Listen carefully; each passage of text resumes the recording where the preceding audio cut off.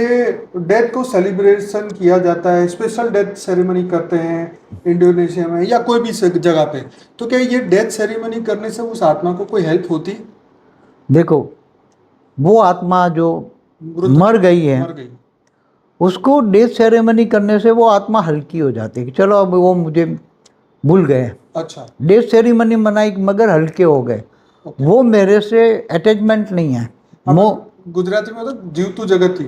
हाँ, तो वो अलग बात वो है। अलग बात है। हाँ, वो अलग बात है। हाँ, मगर वो मरने के बाद जब आत्माओं को, हमारे यहाँ 13वीं 12वीं करते हैं, हाँ, हाँ, हाँ, तो वो आत्माओं को बोल देते हैं भाई अब तू चली जाए यहाँ से।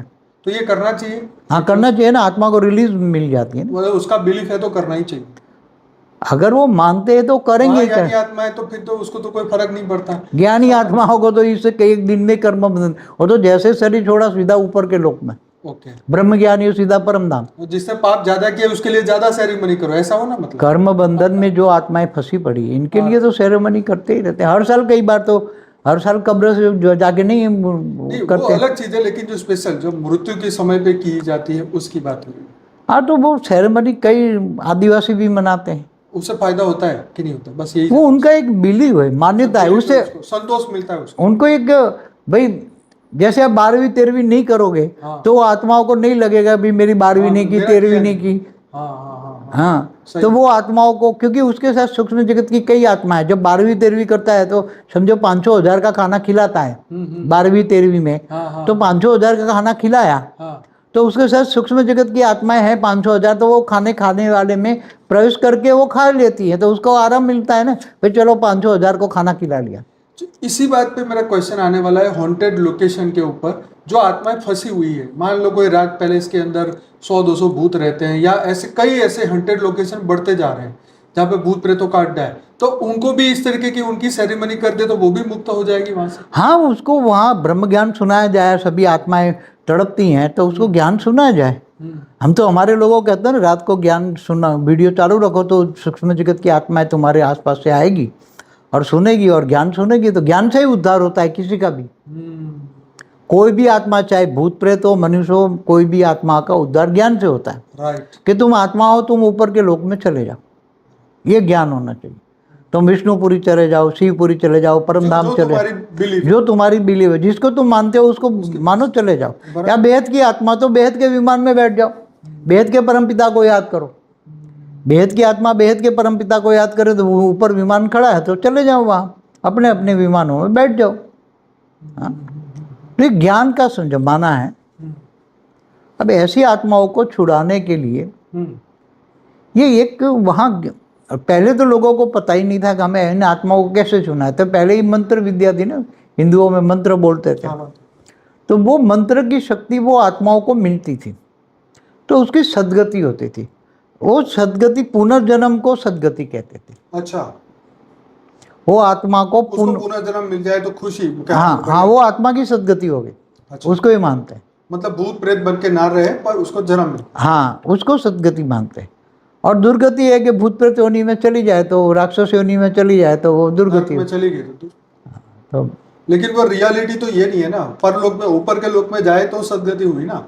सदगति तो स्वर्ग में भी सदगति कहाँ है, वो तो नीचे ऊपर। हाँ, महालोक में भी जाकर तपस्या करनी पड़ी। बड़े बड़े महर्षि वहाँ अपना आश्रम का अड्डा लगा के बैठे हैं, जाने जाने वाली आत्माओं को ज्ञान देते समझाते हैं। महालोक, बड़े बड़े महर्षि, महालोक, जनलोक में भी हैं, सपलोक में तपस्या करते हैं, सत्यलोक है, सत्य ज्ञान होता है। फिर ब्रह्मापुरी में जाते हैं। ब्रह्मा ने जो 7 लोक बनाया था, वो 7 लोक तो ऊपर जाओ तब ब्रह्मापुरी जाता है, फिर विष्णुपुरी, शिवपुरी, परमधाम। वो ज्ञान होना चाहिए ना, आत्मा में शक्ति भी होनी चाहिए। कर्मातीत अवस्था होती है जब तुम ज्ञान होता है कि तुम भावातीत बनोगे, तब गुणातीत बनोगे, तब कर्मातीत बनोगे। तो ये कर्मातीत बनने के लिए आत्माओं को भावातीत बनना जरूरी। इस भावनाओं की दुनिया से पार, रजो सतो रजो तमो, तीनों त्रिगुणातीत, तब तुम शिवपुरी जाओगे, परमधाम जाओगे। तो ये नॉलेज होना चाहिए, नॉलेज का जमाना है। वेद का परम ज्ञान यही देता है ना। हमारी एक चैनल है ना, वेद का परम ज्ञान, जिसमें 10 दिन का कोर्स है। हमारी दूसरी चैनल है परम शांति मोटिवेशन एंड मेडिटेशन, उसमें 10 दिन का कोर्स है। तो वेद का परम ज्ञान का कोर्स करोगे तो सब सिलेबस में आएगा। कि आत्मा ये नष्टोमोह कैसे बनती है, भावातीत कर्मातीत गुणातीत कैसे बनती है, और फिर कैसे अपना परमधाम, दोनों शरीर, स्थूल शरीर सूक्ष्म शरीर भी और परमधाम में निराकारी, तो ये ज्ञान से होता है। इसलिए ज्ञान की आज दुनिया में आवश्यकता है। मगर इस सूक्ष्म जगत का भी ज्ञान बहुत जरूरी, कई आत्माएं नहीं मानती है, लाइफ आफ्टर डेथ मानते ही नहीं है, यही तो प्रॉब्लम है। तो ज़्यादा पीड़ा का अनुभव वही करती हैं, फिर दवाइयों का डोज लेती हैं। जो लोग भूत प्रेत में नहीं मानते ना, कई लोग नहीं मानते, कितना भी बीमार हो जाए, कितनी दवाइयाँ खाएं, मगर उसको इफेक्ट तो होगा नहीं, क्योंकि उसके अंदर तो भूत बैठा हुआ है। वो कैसे वो दवाइयाँ इफेक्ट करेगी? कितने बड़े डॉक्टरों के पास जाए तो वो तो इफेक्ट होगा ना, वो मानता नहीं है। अरे भाई तो ओझाओं को बुलाओ, भूत निकालो बाहर, तो ही वो ठीक हो। अच्छा, ये भी एक क्वेश्चन आता है, क्या वाकई में किसी में आत्मा प्रवेश कर जाए तो उसको दवाइयाँ नहीं लगेगी? नहीं, इफेक्ट नहीं करती। क्यों? कहीं पावरफुल है तो नहीं इफेक्ट करेगी। अच्छा। कमजोर कोई भूत प्रेत है तो वो दवाई टेम्पररी खाया है ना, जैसे बेहोशी जैसी आत्मा जैसे के कोई ज्यादा पागलपन करता है तो उसको फिर इंजेक्शन दे देते हैं, तो वो टेम्पररी वो आत्मा बाहर निकल जाती है। इंजेक्शन लगा दिया ना बेहोशी का, तो वो बाहर निकल जाती है आत्मा। फिर मगर बाद में थोड़े समय के बाद में तो वापिस आते हैं बाबू जी की डेथ सेरेमनी की आपने बात करी कि भाई इनकी सेरेमनी ये कस्टम है, रिवाज है, नहीं करोगे तो फिर दुखी हो जाए, आत्मा जो मरने वाली है वो दुखी हो जाती है। बापू जी जैसे हमने लास्ट में बात करी कि भी सेरेमनी करने से या डेथ की जो प्रोसीजर है, जिस धर्म में आत्मा बिलीव करती है वो करने से उसको राहत मिलती है, शांति मिलती है। अब आगे बढ़ते हैं, अब कॉन्शियसनेस की बात करते हैं। जैसे डॉक्टर दीपक कहते हैं कि जो हमारी कॉन्शियसनेस है, जो हमारी चेतना है, वो रिसाइकल होती रहती है और वो फिर नई बन जाती है। तो उसके ऊपर आपका क्या ख्याल है? जैसे साइंस भी मानती है कि मरने के बाद कॉन्शियसनेस ख़त्म नहीं होती है, ठीक है, क्योंकि वो आत्मा को नहीं मानते तो कॉन्शियसनेस पे अटके हुए हैं। तो क्या आत्मा या कॉन्शियसनेस रिसाइकल या फिर से बन जाती है, अच्छी बन जाती है, या स्वर्ग आए तो फिर बढ़िया, फिर न कलयुग में फिर खराब हो जाएंगी? क्या ये चलता है? देखो, रिसाइकल माना चेतना माना आत्मा। ये चेतना शब्द पुराना है, जड़ और चेतन दो, वो पुराने शास्त्रों के वर्ड है। तो आज हम चेतना को आत्मा कहते हैं। तो आत्मा जन्म मरण के चक्कर में आती है, उसको रिसाइकल कहते हैं ना। जो दीपक चोपड़ा ने कहा ना, आत्मा रिसाइकल में आती है। चेतना, आत्मा शब्द नहीं बोला उसने, चेतना बोला, कॉन्शियसनेस। साइंस वाले, ये डॉक्टर है ना, जो भी डॉक्टर है वो कॉन्शियसनेस बोलते हैं, चेतना मतलब हम आत्मा बोलते हैं। तो आत्मा जन्म मरण के चक्र में आती है, तो उसको क्या कहेंगे? साइंस की वर्ड क्या बोलेंगे? रिसाइकल में आती है तो उसको क्या कहेंगे? तो वो तो खत्म हो गई, मतलब नहीं बनेगी। आपके हिसाब से क्या होता है? आत्मा का कहाँ खत्म हुई? आत्मा तो जब महाकल्प प्रलय में जब आत्मा होती है, ब्रह्मांड की आत्मा महाकल्प प्रलय में, वो आत्मा पूरी खत्म हो जाती है ब्रह्मांड की। ब्रह्मांड में जब अंत में अर्ध प्रलय, प्रलय, कल्प प्रलय, महाकल्प प्रलय होता है, ब्रह्मांड में जो ब्रह्मांड बनाने वाला ब्रह्म, पर ब्रह्म परमेश्वर, वो सूर्य में प्रवेश करके कालअग्नि पैदा करता है, तब पूरे ब्रह्मांड को अपने जला के भस्म करता है। तो जड़ है, वो जल जाता है, चेतना है वो उसके अंदर समा लेती, वापस आ जाती। ऐसी तरह महाब्रह्मांड जब होता है तो महाकाल, महाशिव महाकाल बन के अनंत कोटि ब्रह्मांडों को अपने रोम रोम में समा लेती हैं। तो वहाँ भी जड़ महाकाल अग्नि जड़ को जला देती है, और चेतना मना आत्मा है तो उसको अपने अंदर वापस समा लेती है। तो चेतना का अस्तित्व तो ब्रह्मांड के अस्तित्व तो ब्रह्मा का सोचल रहेगा ना। ऐसी तरह महाकाल प्रलय में, महाशिव महाब्रह्मांड में आत्मा है, जब 2 3 4 5 6 कला की आत्मा या 10 कला की है तो वो महाब्रह्मांड तक रहती है। ऐसे परम महाब्रह्मांड में भी विलय होता है, मल्टीवर्स में विलय होता है 100 कला का। तो 100 कला वाली आत्माएं मल्टीवर्स तक रहती है ना। मगर मल्टीवर्स का जो, तो रिसाइकल शब्द गलत है। रिसाइकल शब्द आत्मा के लिए या चेतना आत्मा के लिए रिसाइकल ठीक नहीं है।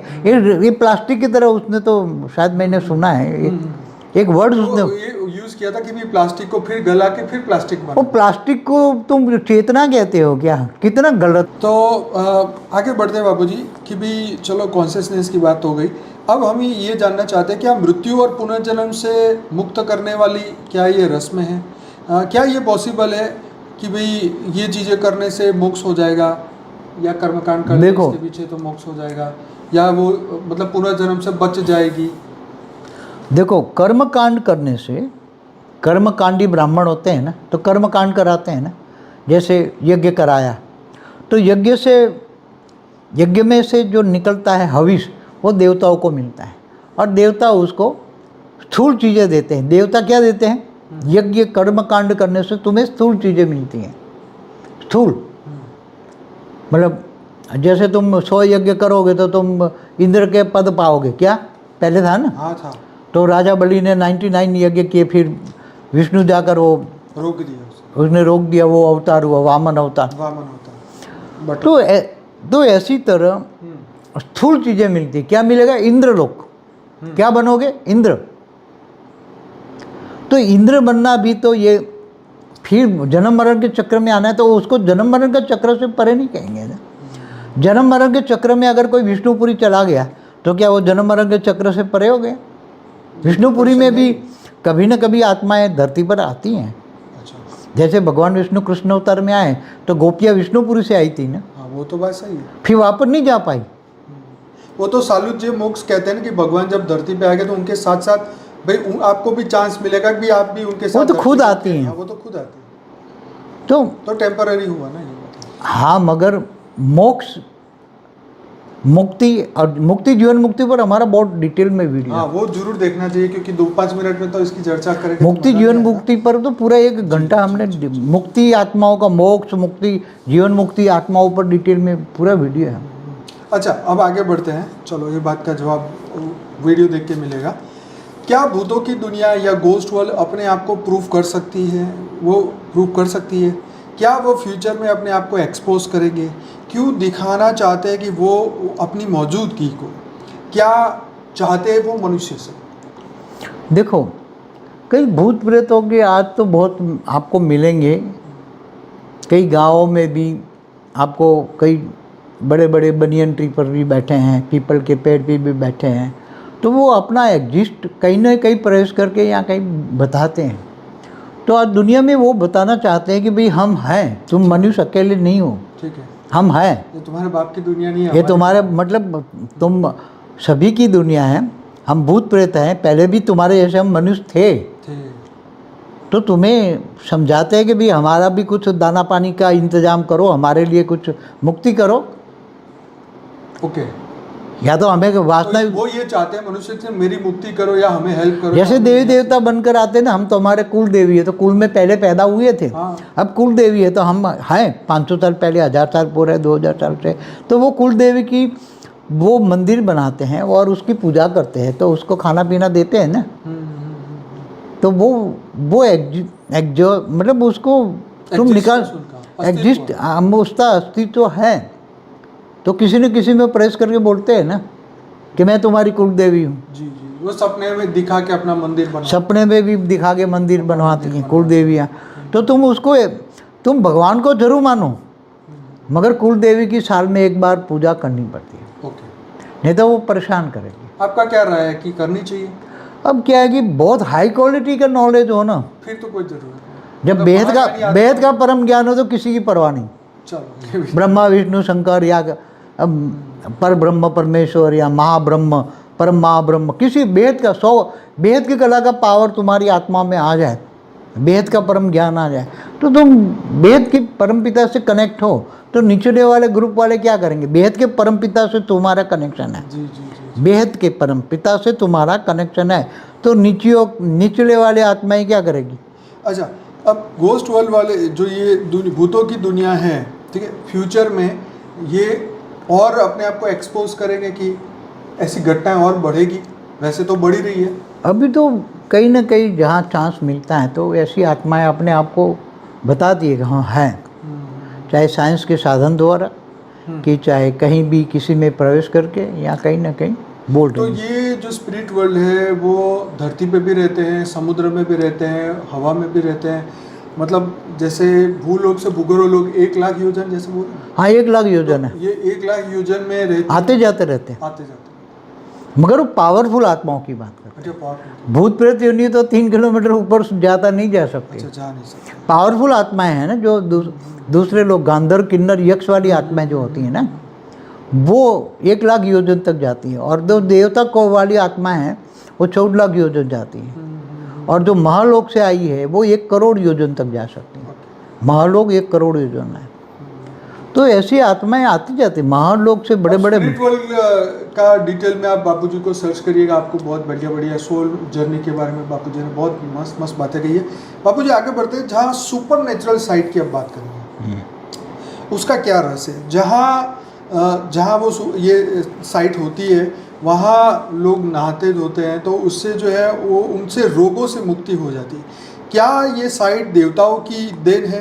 क्या ये इलाज करने की चमत्कारिक शक्तियाँ होती है? देखो एक बात बताऊं, जैसे गंगा नदी को धरती पर उतारा ना, पहले स्वर्ग में बह रही थी ना, तो देवताओं को ठीक करती थी। ठीक है। अब वो धरती पर नदी के रूप में आई शंकर के जटाओं के द्वारा और धरती पर उतरी, तो उसकी शक्तियाँ, सारी शक्तियाँ जल में प्रवाहित हुई। क्या हुई? जल में प्रवाहित हुई। तो जब उसको ये गंगा में कपिल मुनि ने जब उसने श्राप दे के जो सागर के कई पुत्रों को, 1000 पुत्रों को या जो भी हैं, उसको जला दिया था ना। 100 बोलते हैं, हाँ 100 पुत्र या 1000 पुत्र हैं, जला दिया था ना, उसकी राख बना दी। अब जब वो गंगा का नदी का पानी आया, तो वो पानी में आते ही, वो राख में पानी मिलते ही वो सीधे जिंदा हो गए ना, सागर के 100 पुत्र। हाँ, तो राख में मिली हुई राख से वो आत्मा जीवित हुई। तो गंगा में कितना पावर है? तो आया कहाँ से? गंगा से आया। गंगा देवी थी, कहाँ से निकली? विष्णुपुरी से। किसने निकाला? विष्णु ने। तो आपने एक शब्द यूज किया कि भाई देवता भी इसमें स्नान करते हैं। हाँ, तो पहले स्वर्ग लोक में रही ना, तो स्वर्ग में भी बहती थी ऐसी नदियाँ, मतलब सूक्ष्म में होती हैं। अच्छा, सूक्ष्म। तो क्या ये देवता भी बीमार होते हैं क्या? ये क्वेश्चन मैंने कभी पूछा नहीं। हाँ, तो देवता बीमार होते हैं ना, देवता बीमार होते हैं। देवताओं के भी वो डॉक्टर होते हैं? हाँ, देवताओं के डॉक्टर होते हैं ना। वो क्या नाम, अश्विनी कुमार नहीं हुआ ऐसे? हाँ। तो वो एक ऋषि को नहीं, उसका धड़ बदल दिया। ऋषि उनके जो गुरु थे, उनका ही शरीर को, मतलब गर्दन काट के घोड़े का लगा दिया, फिर दूसरे ने आके जब घोड़े का शरीर काट दिया तो वापस अपने गुरु का लगा दिया। ताकि वो इंद्र की बात थी कि इंद्र ने उसका गला काट दिया था। इंद्र को गुस्सा था कि इसको ब्रह्म ज्ञान मत देना, तुम दोगे तो मैं तुम्हारा गला काट। अश्विनी कुमार। तो वही आयुर्वेदिक डॉक्टर जिसको कहते हैं। हाँ, तो कितना बड़े डॉक्टर हुए। तो पर देवताओं को क्या मगर देवताओं को क्या होता है, जब देवता हैं बहुत समय तक ऊपर ये रहते हैं ना, तीसरे लोक में, स्वर्ग लोक में, तो उसके अंदर वो भी सोमरस तो पीते हैं ना। तो सोमरस क्यों पीते हैं? जैसे मनुष्य दारू पीता है ना, पर नहीं, मगर सोम देखो, अपने आप को भूलने के लिए ना, तो उसको भी बात सही है। क्योंकि देखो, मनुष्य में काम, क्रोध, लोभ, मोह, अहंकार है, तो सेम टू सेम देवताओं में भी है। देवताओं में भी ज़्यादा विकार होता है।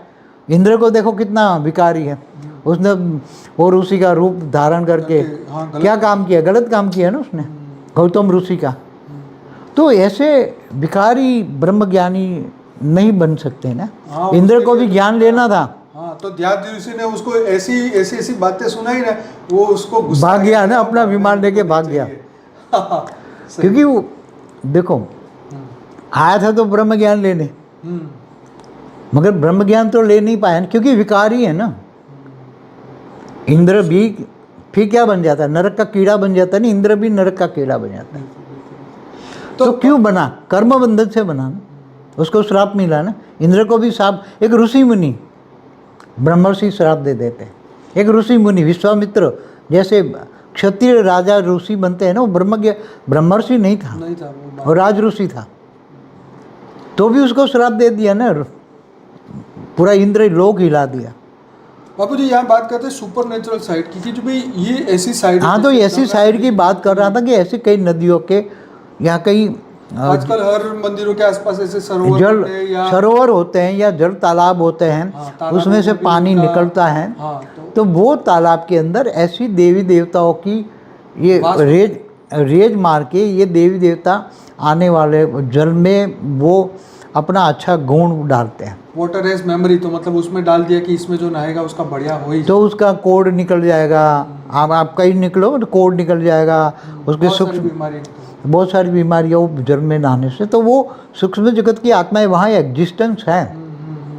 ये तो गंगा का एग्जाम्पल दिया ना, हाँ जी, हाँ गंगा स्नान करने से। तो ऐसे ही ये तालाब में सूक्ष्म जगत की आत्माएं वो तालाब में ऐसा रेत डाल के वो नहाते हैं तो उसका सूक्ष्म शरीर चार्ज हो जाता है। समझ में आए?